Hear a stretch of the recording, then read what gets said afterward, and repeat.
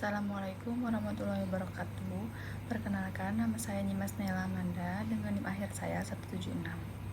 Di sini saya akan mempresentasikan tugas farmakognosi yang berjudul kajian mengenai biosintesis glikosid dan lipid.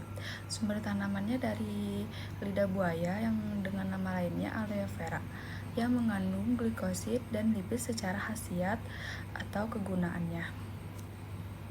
Pertama ada latar belakang, yaitu Indonesia memiliki keanekaragaman hayati termasuk berbagai jenis tanaman obat tradisional. Pemanfaatannya tanaman obat didasarkan pada kandungan senyawa kimia aktif, baik metabolit primer maupun sekunder. Pemahaman biosintesis penting untuk mengetahui pembentukan, fungsi, dan potensi bahan obat alami. Lidah buaya atau nama lain aloe vera merupakan tanaman modern yang mengandung glikosid, aloin, dan lipid untuk kesehatan. Selanjutnya ada rumusan masalah.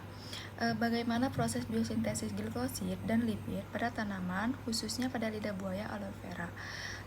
Apa saja kandungan glikosid dan lipid yang terdapat pada tanaman lidah buaya, serta bagaimana peran senyawa tersebut. Dan yang ketiga, bagaimana khasiat atau kegunaan tradisional tanaman lidah buaya yang berkaitan dengan kandungan glikosid dan lipidnya. Di sini ada tujuannya. Tujuannya memahami proses pembentukan senyawa serta mengidentifikasi fungsi dan manfaat klinis lidah buaya secara komprehensif. Selanjutnya, biosintesis glikosid pada lidah buaya. Biosintesis glikosid pada tanaman, termasuk lipid lidah buaya, merupakan bagian dari metabolisme sekunder yang menghasilkan beberapa senyawa bioaktif penting. Salah satunya adalah autokoinon glikosid seperti aloin.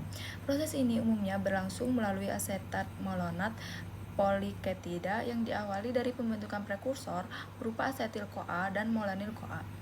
Kedua senyawa kemudian mengalami serangkaian reaksi kondensasi yang dikatalis oleh enzim tertentu untuk membentuk kerangka dasar poliketida, dan selanjutnya mengalami siklosi dan modifikasi menjadi struktur atroquinon sebagai aglikon. Setelah terbentuk aglikon, tahap berikutnya adalah proses glikosi, yaitu penambahan gugus gula, biasanya glukosa, ada oleh enzim glikosil transferase pada lidah buaya.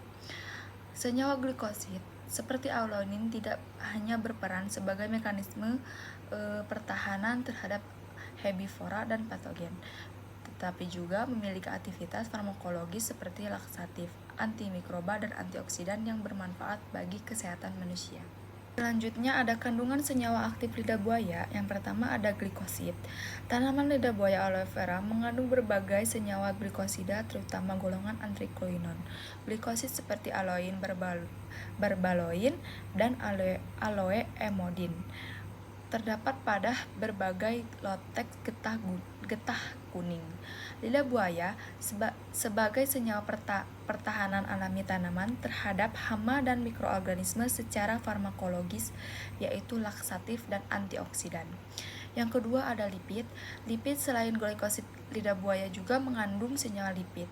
Meskipun dan jumlahnya tidak terlalu besar, lipid pada lidah buaya melipati asam lemak seperti asam palmitat, asam linoleat, dan asam oleat, serta komponen lain seperti sterol dan fosfolipid dalam pemanfaatan tradisional lipid.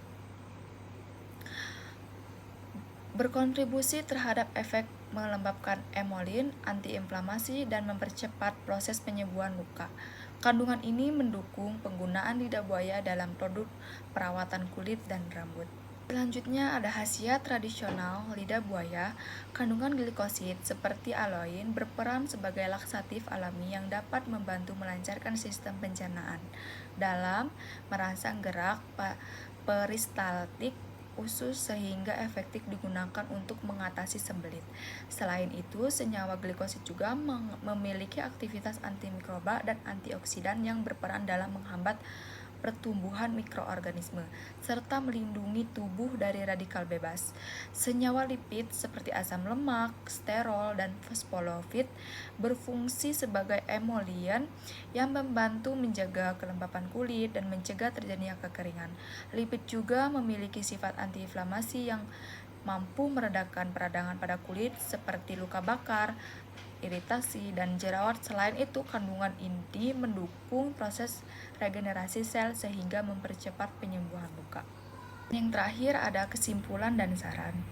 Glikosid dan lipid dihasilkan melalui jalur metabolisme berbeda, sekunder dan primer, namun saling melengkapi.